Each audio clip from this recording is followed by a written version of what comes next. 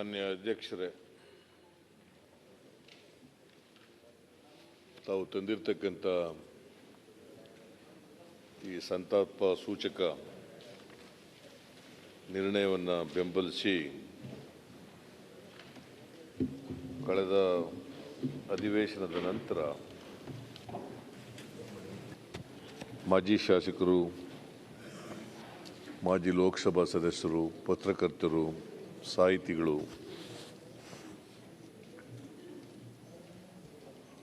ಅನೇಕ ಜನ ಗಣ್ಯರು ನಮ್ಮನ್ನು ಅಗಲಿದ್ದಾರೆ.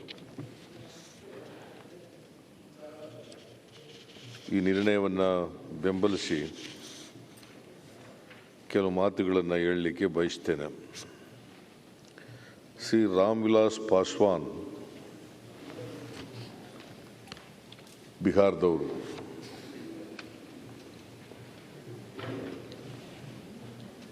ಮೊದಲು ಇವರು SSPಯಿಂದ ಸಂಯುಕ್ತ ಸೋಷಲಿಸ್ಟ್ ಪಾರ್ಟಿಯಿಂದ 69ರಲ್ಲಿ ಶಾಸಕರಾಗಿ ಬಿಹಾರ ವಿಧಾನಸಭೆಗೆ ಆಯ್ಕೆಯಾಗಿದ್ದರು. ಅದರ ನಂತರ ಲೋಕದಳ ಸೇರ್ಕೊಂಡ್ರು 74ರಲ್ಲಿ. ಆಮೇಲೆ 77ರಲ್ಲಿ 75ರಲ್ಲಿ ತುರ್ತು ಪರಿಸ್ಥಿತಿ ಈ ದೇಶದಲ್ಲಿ ಬಂದಾಗ ಅದನ್ನು ವಿರೋಧಿಸಿ ಜೈಲುವಾಸನೂ ಕೂಡ ಅನುಭವಿಸಿದರು. ಆಮೇಲೆ 77ರಲ್ಲಿ ಸಾರ್ವತ್ರಿಕ ಚುನಾವಣೆ ನಡೆದಾಗ ಪಾರ್ಲಿಮೆಂಟಿಗೆ ಅವರು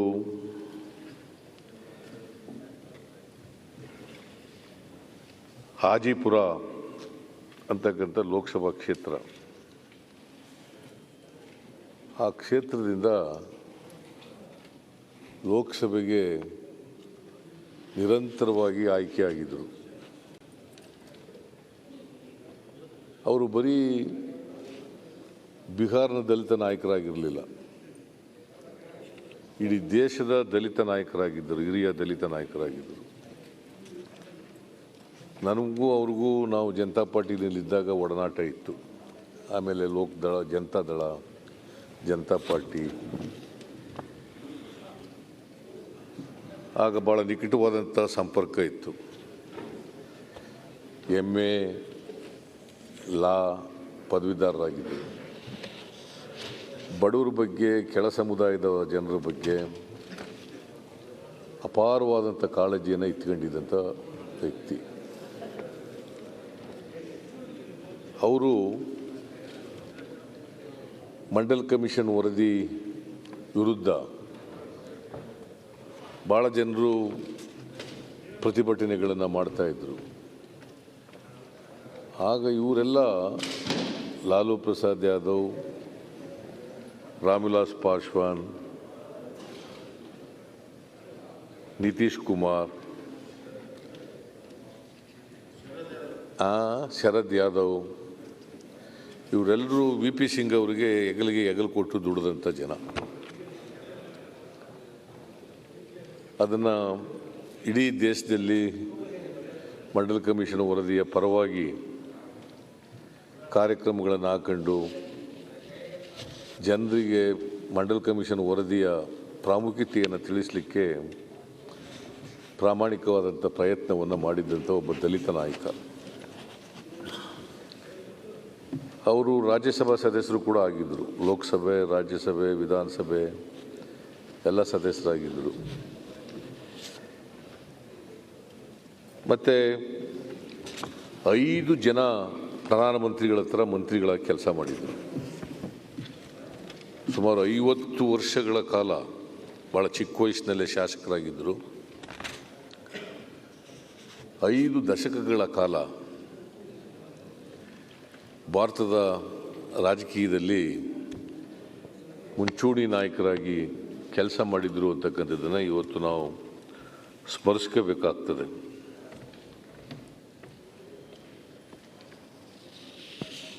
ಆಮೇಲೆ ಜನತಾದಳ, JDU ಇವೆಲ್ಲ ಆದಮೇಲೆ ಅವ್ರದ್ದೇ ಆದಂಥ ಒಂದು ಪಕ್ಷ ಕಟ್ಟಿದ್ರು.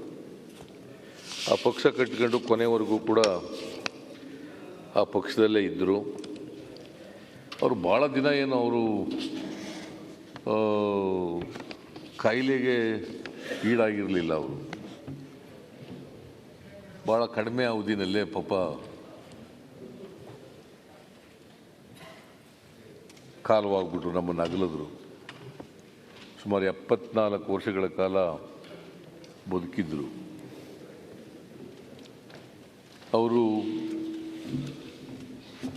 ರೈಲ್ವೆ ಇಲಾಖೆಯಲ್ಲಿ ಕೆಲಸ ಮಾಡಿದರು, ಕಲ್ಲಿದ್ದಲು ಇಲಾಖೆಯಲ್ಲಿ ಕೆಲಸ ಮಾಡಿದರು, ಆಮೇಲೆ ಈ ರಾಸಾಯನಿಕ ಆ ಇಲಾಖೆಯಲ್ಲಿ ಕೆಲಸ ಮಾಡಿದರು. ನಂತರ ಆಹಾರ ಸರಬರಾಜು ಇಲಾಖೆ ಆ ಇಲಾಖೆಯಲ್ಲಿ ಕೆಲಸ ಮಾಡಿದರು. ನಾನು ಮುಖ್ಯಮಂತ್ರಿ ಆಗಿದ್ದಾಗ ಅನೇಕ ಸಾರಿ ಅವರನ್ನು ಪಡಿತರ ಇಲಾಖೆ ಸಚಿವರಾಗಿದ್ದಾಗ ಅನೇಕ ಸಾರಿ ಭೇಟಿ ಮಾಡಿದ್ದು. ಭಾಳ ಒಬ್ಬ ಆತ್ಮೀಯ ಸ್ನೇಹಿತ ನನಗೆ. ಡೆಲ್ಲಿಗೆ ಹೋದಾಗೆಲ್ಲ ಅವ್ರನ್ನ ಭೇಟಿ ಮಾಡ್ತಿದ್ದೆ. ರಾಮ್ವಿಲಾಸ್ ಪಾಸ್ವಾನ್ಗೆ, ಶರದ್ ಯಾದವ್ಗೆ, ಇವರಿಗೆಲ್ಲ ಭೇಟಿ ಮಾಡ್ತಿದ್ದೆ. ಅಂಥ ಒಬ್ಬ ಆತ್ಮೀಯ ಸ್ನೇಹಿತನ ಇವತ್ತು ನಾವು ಕಳ್ಕೊಂಡಿದ್ದೀವಿ. ಅವರ ಆತ್ಮಕ್ಕೆ ಚಿರಶಾಂತಿ ದೊರಕಲಿ ಅಂತೇಳಿ ನಾನು ಈ ಸಂದರ್ಭದಲ್ಲಿ ಹಾರೈಸ್ತೇನೆ. ಡಾಕ್ಟರ್ ವೈ ನಾಗಪ್ಪ ಅವರು ಹರಿಹರದವರು. ಮೂಲತಃ ಅವರು ವೈದ್ಯ ವೃತ್ತಿಯನ್ನು ಮಾಡ್ತಿದ್ದಂಥವ್ರು. ಸರ್ಕಾರಿ ಸೇವೆಯಲ್ಲೂ ಕೂಡ ಕೆಲಸ ಮಾಡಿದ್ದರು. ಪ್ರವೃತ್ತಿನಲ್ಲಿ ಕುಸ್ತಿಪಟುನೂ ಕೂಡ ಆಗಿದ್ದರು. MBBS MD ಮಾಡಿದರೂ ಕೂಡ ಅವರು ಕುಸ್ತಿಪಟುವಾಗಿದ್ದರು. ಭಾಳ ಮಿತಭಾಷಿ, ಸಾಮಾಜಿಕ ನ್ಯಾಯಕ್ಕೆ ಬದ್ಧತೆ ಇದ್ದಂಥ ಒಬ್ಬ ವ್ಯಕ್ತಿ.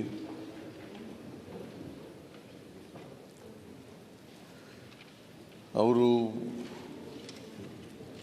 ಸೋಷಿಯಲ್ ವೆಲ್ಫೇರ್ ಮಿನಿಸ್ಟರ್ ಆಗಿ ಕೂಡ ಕೆಲಸ ಮಾಡಿದರು. ಆಮೇಲೆ ಕೆಲವು ನಿಗಮ ಮಂಡಳಿಗಳಲ್ಲಿ ಅಧ್ಯಕ್ಷರಾಗಿ ಕೆಲಸ ಮಾಡಿದರು. 3 ಬಾರಿ ಶಾಸಕರಾಗಿದ್ದರು. ಅದ್ರ ಜೊತೆಗೆ ಕಾಳಿದಾಸ ವಿದ್ಯಾಸಂಸ್ಥೆ ಇದರ ಶಿಕ್ಷಣ ಸಂಸ್ಥೆಯ ಅಧ್ಯಕ್ಷರಾಗಿ ಕೂಡ ಕೆಲಸ ಮಾಡಿದರು. ವಿಶ್ವೇಶ್ವರಯ್ಯ ಶಿಕ್ಷಣ ಸಂಸ್ಥೆ ಅಧ್ಯಕ್ಷರಾಗಿ ಕೂಡ ಕೆಲಸ ಮಾಡಿದರು. ಆಮೇಲೆ ಕುವೆಂಪು ವಿಶ್ವವಿದ್ಯಾನಿಲಯ, ರಾಜೀವ್ ಗಾಂಧಿ ಆರೋಗ್ಯ ವಿಜ್ಞಾನಗಳ ವಿಶ್ವವಿದ್ಯಾಲಯ ಅದರ ಸೆನೆಟ್ ಮೆಂಬರಾಗಿ ಕೂಡ ಕೆಲಸ ಮಾಡಿದರು. ಭಾಳ ಜನಪ್ರಿಯವಾದಂಥ ಒಬ್ಬ ವ್ಯಕ್ತಿ. ಹಿಂದುಳಿದವರ ಬಗ್ಗೆ, ಸಾಮಾಜಿಕ ನ್ಯಾಯದ ಬಗ್ಗೆ ಅಪಾರವಾದಂಥ ಕಾಳಜಿ ಇಟ್ಟುಕೊಂಡು ಕೊನೆಯವರೆಗೂ ಕೂಡ ಸಾಮಾಜಿಕ ನ್ಯಾಯಕ್ಕೋಸ್ಕರವಾಗಿ ಮಾತಾಡ್ತಿದ್ರು. ಅದಕ್ಕಿಂತ ಭಾಳ ಮುಖ್ಯವಾಗಿ ಯಾವುದೇ ಭಾಷಣ ಮಾಡುವಾಗ ವಚನಗಳನ್ನು, ಬಸವಣ್ಣನವರ ವಚನಗಳನ್ನು ಪ್ರಸ್ತಾಪ ಮಾಡೋರು. ಅಸೆಂಬ್ಲಿನಲ್ಲಿ ಮಾತಾಡಲಿ, ಹೊರಗಡೆ ಮಾತಾಡಲಿ, ಎಲ್ಲೇ ಮಾತಾಡಿದ್ರು ಕೂಡ ವಚನಗಳನ್ನು ಪ್ರಸ್ತಾಪ ಮಾಡಿ ಅವ್ರ ಭಾಷಣ, ವಚನಗಳಿಲ್ಲದೇ ಅವ್ರ ಭಾಷಣ ಇರ್ತಾನೇ ಇರಲಿಲ್ಲ. ಸೊ ಬಸವಣ್ಣವರ ಅನುಯಾಯಿ ಕೂಡ ಆಗಿದ್ದರು ಅಂಥೇಳಿ ಇವತ್ತು ನಾನು ಈ ಸಂದರ್ಭದಲ್ಲಿ ತಿಳಿಸಲಿಕ್ಕೆ ಬಯಸ್ತಾ ಇದ್ದೇನೆ. ನಾಗಪ್ಪನವರು ಶೋಷಿತರ ಧ್ವನಿಯಾಗಿದ್ದಂಥವರು. ಅವರು ನಮ್ಮನ್ನು 27/10/2020 ನಿಧನರಾಗಿ ನಮ್ಮನ್ನೆಲ್ಲ ಅಗಲಿದ್ದಾರೆ. ಅವರ ಆತ್ಮಕ್ಕೆ ಶಾಂತಿ ಸಿಗಲಿ, ಚಿರಶಾಂತಿ ಸಿಕ್ಕಲಿ ಅಂತೇಳಿ ಹಾರೈಸ್ತೇನೆ. ಬಸವಂತ್ ಐರೋಜಿ ಪಾಟೀಲ್ ಇವರು ಉಜಗಾಂವ್ ವಿಧಾನಸಭಾ ಕ್ಷೇತ್ರದಿಂದ ಆಯ್ಕೆಯಾಗಿದ್ದಂಥವರು. 3 ಬಾರಿ ಶಾಸಕರಾಗಿ ಕೆಲಸ ಮಾಡಿದ್ದಾರೆ. BA BCom ಕಾನೂನು ಪದವಿ ಮಾಡಿದ್ದಂಥವರು. ವೃತ್ತಿಯಲ್ಲಿ ಕೃಷಿಕರಾಗಿದ್ದಂಥವರು. ಇವರು ಕೂಡ ನಮ್ಮನ್ನು ಅಗಲಿದ್ದಾರೆ ಇತ್ತೀಚೆಗೆ ಅಕ್ಟೋಬರ್ ತಿಂಗಳಲ್ಲಿ. ಅವರ ಆತ್ಮಕ್ಕೂ ಕೂಡ ಶಾಂತಿ ಸಿಗಲಿ ಅಂತೇಳಿ ನಾನು ಹಾರೈಸ್ತೇನೆ. K. ಮಲ್ಲಪ್ಪನವರು ದಾವಣಗೆರೆಯವರು. ಇವರು ನಮ್ಮ ಜೊತೆಯಲ್ಲಿ ಶಾಸಕರಾಗಿದ್ದರು. 2 ಬಾರಿ ಶಾಸಕರು, ಕೆಳಮನೆಯಲ್ಲಿ ಶಾಸಕರಾಗಿದ್ದರು. ಒಮ್ಮೆ ಮೇಲ್ಮನೆಯಲ್ಲೂ ಕೂಡ ವಿಧಾನ ಪರಿಷತ್ತಿನ ಸದಸ್ಯರಾಗಿ ಕೆಲಸ ಮಾಡಿದರು. ಭಾಳ ಸರಳ, ಸಜ್ಜನಿಕೆ, ಪ್ರಾಮಾಣಿಕ ವ್ಯಕ್ತಿ. ಅವರು ಇಸ್ತ್ರಿ ಮಾಡಿದ ಬಟ್ಟೆನೂ ಕೂಡ ಹಾಕತ್ತಿರಲಿಲ್ಲ ಯಾವಾಗಲೂ. ನನ್ನ ಜೊತೆ ಭಾಳ ವರ್ಷಗಳ ಕಾಲ ನಿಕಟವಾದಂಥ ಸಂಬಂಧ ಇಟ್ಕೊಂಡಿದ್ದಂಥವ್ರು. ನಾನು 83ರಲ್ಲಿ ಶಾಸಕನಾಗಿ ಬಂತವಿಂದ ಅವರು ಕೊನೆಯವರೆಗೂ ಇತ್ತೀಚೆಗೆ 1-2 ತಿಂಗಳಿಂದ ಹೋಗಿದ್ದೆ ಅವ್ರ ಮನೆಗೆ. ನಾನು ಅವ್ರನ್ನ ಭೇಟಿ ಮಾಡೋಕ್ಕೋಸ್ಕರ 2-3 ತಿಂಗಳಾಯಿತು ಅಂತ ಅನಿಸುತ್ತೆ. ಅವ್ರ ಆರೋಗ್ಯ ವಿಚಾರಿಸೋಣ ಅಂತ ಹೋಗಿದ್ದೆ. ಪಾಪ ಆರೋಗ್ಯ ಸ್ವಲ್ಪ ಕ್ಷೀಣಿಸ್ತಾ ಇತ್ತು. ಬಟ್ ಇಷ್ಟು ಜಾಗ್ರತೆ ಸಾಯ್ತಾರ ಅಂತ ಗೊತ್ತಿರಲಿಲ್ಲ ಅವರು ಕೂಡ 80 ವರ್ಷಕ್ಕಿಂತ ಹೆಚ್ಚಾಗಿ ಬದುಕಿದ್ದರು. ಬಟ್ ಗಾಂಧಿವಾದಿಯಾಗಿದ್ದರು. ಎಲ್ಲಕ್ಕಿಂತ ಮುಖ್ಯವಾಗಿ ಗಾಂಧಿವಾದಿಯಾಗಿದ್ದರು. ಮತ್ತು ಸ್ವತಃ ಕುಸ್ತಿಪಟು ಕೂಡ ಅವರು. ಅದಕ್ಕಾಗಿ ಒಂದು ಇದನ್ನು ಸ್ಥಾಪನೆ ಮಾಡಿದರು. ಅವರು ಸ್ಥಾಪನೆ ಮಾಡಿ ಅನೇಕ ಜನ ಬಾಡಿ ಬಿಲ್ಡರ್ಸ್ಗಳು, ವೆಯ್ಟ್ ಲಿಫ್ಟರ್ಸ್ಗಳು, ಕುಸ್ತಿಪಟುಗಳು ಇವೆಲ್ಲ ಆಗಲಿಕ್ಕೆ ಕಾರಣಕರ್ತರಾಗಿದ್ದರು. ಅಂಥ ಒಬ್ಬ ಸರಳ, ಪ್ರಾಮಾಣಿಕ ವ್ಯಕ್ತಿ. ಭಾಳ ಅಪರೂಪ. ಇಂಥವನ್ನೆಲ್ಲ ನಾವು ಹುಡುಕಬೇಕಾದ್ರೆ ಸಾರ್ವಜನಿಕ ಜೀವನದಲ್ಲಿ ಭಾಳ ಅಪರೂಪ. ಇವರು ನಮ್ಮನ್ನು ಅಗಲಿದ್ದಾರೆ. ಇವರ ಆತ್ಮಕ್ಕೆ ಚಿರಶಾಂತಿ ದೊರಕಲಿ ಅಂತೇಳಿ ನಾನು ಆಶಿಸ್ತೇನೆ. ಆಮೇಲೆ ರತನ್ ಕುಮಾರ್ ಕಟ್ಟಿಮಾರ್, ಇವರು ಒಮ್ಮೆ ವಿಧಾನಸಭೆಗೆ ಆಯ್ಕೆಯಾಗಿದ್ದರು. ಅವರು ಕೂಡ ಕಾನೂನು ಪದವೀಧರರಾಗಿದ್ದು ಕೃಷಿಕರಾಗಿದ್ದಂಥವರು. ಸೊ ನಾವೇನು ನೋಡಿರಲಿಲ್ಲ ಇವರಿಗೆ. 67ನೇ ಇಸ್ವಿನಲ್ಲಿ ಮೂಡುಬಿದಿರೆ ವಿಧಾನಸಭಾ ಕ್ಷೇತ್ರದಿಂದ ಆಯ್ಕೆಯಾಗಿದ್ದವರು. ಅವರು ನಮ್ಮನ್ನು ಅಗಲಿದ್ದಾರೆ. ಅವರ ಆತ್ಮಕ್ಕೆ ಚಿರಶಾಂತಿ ದೊರಕಲಿ ಅಂತೇಳಿ ನಾನು ಪ್ರಾರ್ಥನೆ ಮಾಡ್ತೇನೆ. ಜಸ್ವಂತ್ ಸಿಂಗ್ ಅವರು ರಾಜಸ್ಥಾನದವರು, ಸೇನಾಧಿಕಾರಿಯಾಗಿದ್ದಂಥವರು, ಡಿಫೆನ್ಸ್ನಲ್ಲಿ ಇದ್ದರು. ಆಮೇಲೆ ಸಾರ್ವಜನಿಕ ಜೀವನಕ್ಕೆ ಬಂದು ರಾಜ್ಯಸಭಾ ಸದಸ್ಯರಾಗಿ, ಲೋಕಸಭಾ ಸದಸ್ಯರಾಗಿ ವಾಜಪೇಯಿ ಅವರಿಗೆ ಭಾಳ ಹತ್ತಿರವಾಗಿದ್ದರು. ಯಾಕೆಂದರೆ ನಾವು ಈ ಕಾವೇರಿ ನೀರಿನ ವಿವಾದದಲ್ಲಿ ಹೋದಾಗ ವಾಜಪೇಯಿ ಅವರಿಗೆ ಹೆಚ್ಚು ಅಡ್ವೈಸ್ ಮಾಡ್ತಿದ್ದವರು. ಕಾವೇರಿ ನೀರಾವರಿ ವಿವಾದ ತಮಿಳುನಾಡಿನವ್ರಿಗೂ ನಮಗೂ ಸಂದರ್ಭ ಬಂದಾಗ ಇವರು ಯಾವಾಗಲೂ ಇರ್ತಿದ್ರು ಮೀಟಿಂಗ್ಗಳಲ್ಲಿ. ವಾಜಪೇಯಿ ಅವರಿಗೆ ಅಸಿಸ್ಟ್ ಮಾಡೋರು ಪ್ರಧಾನಮಂತ್ರಿ ಆಗಿರುವಾಗ. ನಾನು JH ಪಟೇಲರು ಒಂದು 2-3 ಮೀಟಿಂಗ್ಗಳಿಗೆ, ಕಾವೇರಿ ವಿವಾದದ ಮೀಟಿಂಗ್ಗಳಿಗೆ ಹೋಗಿದ್ದು. ಎಲ್ಲ ಟೈಮ್ನಲ್ಲೂ ಕೂಡ ಇರ್ತಿದ್ರು. ಬುದ್ಧಿವಂತರಿದ್ದರು. ಒಬ್ಬ ಬುದ್ಧಿವಂತ ರಾಜಕಾರಣಿ ಅವರು. ಅದಕ್ಕೇ ವಿದೇಶಾಂಗ, ಹಣಕಾಸು ಮತ್ತು ರಕ್ಷಣೆ ಪ್ರಮುಖವಾದಂಥ ಇಲಾಖೆಗಳನ್ನು ಅವ್ರಿಗೆ ಕೊಟ್ಟಿದ್ದರು. ಅವರು ಸಮರ್ಥರಾಗವ್ರೆ, ಬುದ್ಧಿವಂತ ಇದ್ದಾರೆ ಅಂಥೇಳಿ ಕೇಂದ್ರ ಸರ್ಕಾರದಲ್ಲಿ ಪ್ರಮುಖವಾದಂಥ ಇಲಾಖೆಗಳನ್ನು ನಿರ್ವಹಿಸಿದರು. ಮತ್ತು ಪುಸ್ತಕಗಳನ್ನು ಕೂಡ ಬರೀತಾ ಇದ್ದರು. ಅವರು ರೈಟರ್ ಕೂಡ ಆಗಿದ್ದರು. ಅಂಥ ಒಬ್ಬ ಮೇಧಾವಿ ರಾಜಕಾರಣಿ ಇವತ್ತು ನಮ್ಮನ್ನು ಅಗಲಿದ್ದಾರೆ. ಅವರ ಆತ್ಮಕ್ಕೆ ಚಿರಶಾಂತಿ ದೊರಕಲಿ ಅಂತೇಳಿ ನಾನು ಪ್ರಾರ್ಥನೆ ಮಾಡ್ತೇನೆ. ಆಮೇಲೆ ಡಾಕ್ಟರ್ GS ಅಮೂರ, ಇವರು ಆಧುನಿಕ ಕನ್ನಡ ಸಾಹಿತ್ಯದ ಅಗ್ರಮಾನ್ಯ ವಿಮರ್ಶಕರಾಗಿದ್ದಂಥವರು. ನಿಮ್ಮ ಹಾನಗಲ್ ತಾಲೂಕು, ಧಾರವಾಡ ಹಾನಗಲ್ ತಾಲೂಕಿನವರು ಅಮೂರ. ಇವರು ಆಂಗ್ಲ ಭಾಷೆಯಲ್ಲಿ MA ಮಾಡಿದ್ದರು. ಆಮೇಲೆ PhD ಕೂಡ ಮಾಡಿದ್ರು. ಇವರಿಗೆ ಕನ್ನಡ ಮತ್ತು ಆಂಗ್ಲ ಭಾಷೆ, ಇಂಗ್ಲೀಷಿನ ಪ್ರಾಧ್ಯಾಪಕರಾಗಿದ್ದರೂ ಕೂಡ ಕನ್ನಡ ಸಾಹಿತ್ಯದಲ್ಲಿ ಭಾಳ ಆಸಕ್ತಿಯನ್ನು ಬೆಳೆಸ್ಕೊಂಡಿದ್ದರು. ಇಂಗ್ಲೀಷ್ನಲ್ಲೂ ಅಷ್ಟೇ ಪ್ರಬುದ್ಧತೆ ಇತ್ತು, ಕನ್ನಡದಲ್ಲೂ ಕೂಡ ಅಷ್ಟೇ ಪ್ರಬುದ್ಧತೆ ಇತ್ತು. ಭಾಳ ಜನ ಕರ್ನಾಟಕದ ಸಾಹಿತಿಗಳಲ್ಲಿ ಇಂಗ್ಲೀಷ್ ಪ್ರಾಧ್ಯಾಪಕರಾಗಿದ್ದವರು ಕನ್ನಡ ಭಾಷೆಯಲ್ಲಿ ಹೆಚ್ಚು ಆಸಕ್ತಿಯನ್ನು ಬೆಳೆಸ್ಕೊಂಡಿರೋರೇ ಜಾಸ್ತಿ ನಾವು ನೋಡಲಿಕ್ಕೆ ಸಾಧ್ಯ ಆಗ್ತಕ್ಕಂಥದ್ದು.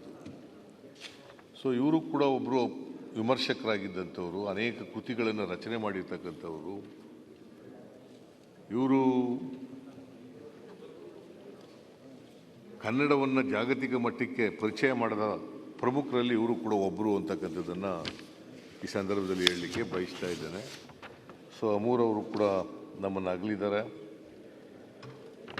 ಅವರ ಆತ್ಮಕ್ಕೆ ಚಿರಶಾಂತಿ ಸಿಕ್ಕಲಿ ಅಂತೇಳಿ ನಾನು ಈ ಸಂದರ್ಭದಲ್ಲಿ ಬಯಸ್ತೇನೆ. ಡಾಕ್ಟರ್ VS ಸೋಂದೆ, ನಿಮ್ಮ ತಾಲೂಕಿನವರು, ಶಿರ್ಸಿಯವರು. ಇವರು ಕೋಆಪರೇಟಿವ್ ಡಿಪಾರ್ಟ್ಮೆಂಟ್ನಲ್ಲಿ ಭಾಳ ಹೆಸರು ಮಾಡಿದ್ದಂಥವರು.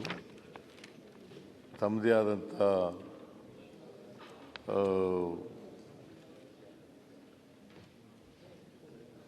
ಆ ಕ್ಷೇತ್ರದಲ್ಲಿ ಭಾಳಷ್ಟು ಅಭಿವೃದ್ಧಿ ಕೆಲಸಗಳನ್ನು ಮಾಡಿ ಆ ಫುಟ್ ಪ್ರಿಂಟನ್ನು ಬಿಟ್ಟು ಹೋಗಿರ್ತಕ್ಕಂಥವ್ರು.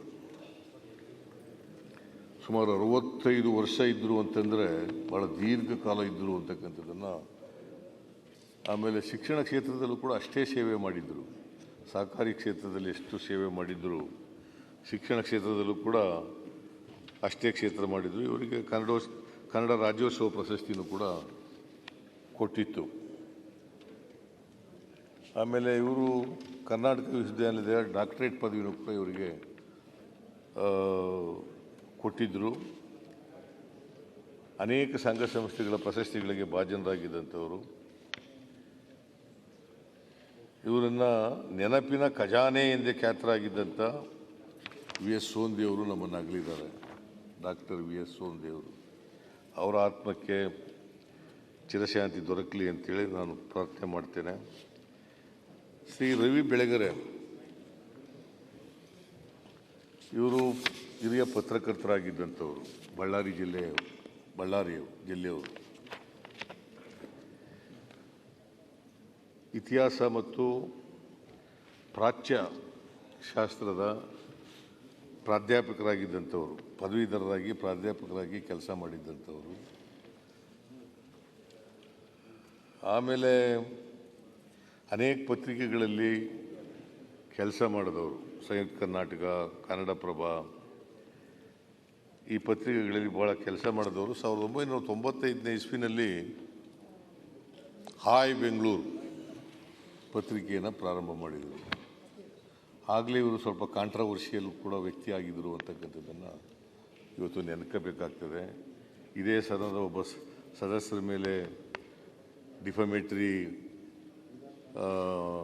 ಲೇಖನ ಬರೆದು ಅದು ತನಿಖೆ ಆಗಿದ್ದು ಕೂಡ ಇವತ್ತು ನಾವು ಸ್ಮರಿಸ್ಕೋಬೇಕಾಗ್ತದೆ. ಅಷ್ಟರ ಮಟ್ಟಿಗೆ ಒಂದು ರೀತಿ ನೇರ ನುಡಿಯ ವ್ಯಕ್ತಿ ಆಗಿದ್ದರೂ ಕೂಡ ಒಂದೊಂದು ಸಾರಿ ಈ ಥರ ಕಾಂಟ್ರವರ್ಸಿನಲ್ಲಿ ಸಿಗಾಕೊಂಡು ಅವರು ಕಾಂಟ್ರವರ್ಷಿಯಲ್ ಫಿಗರ್ ಆಗಿದ್ದರು.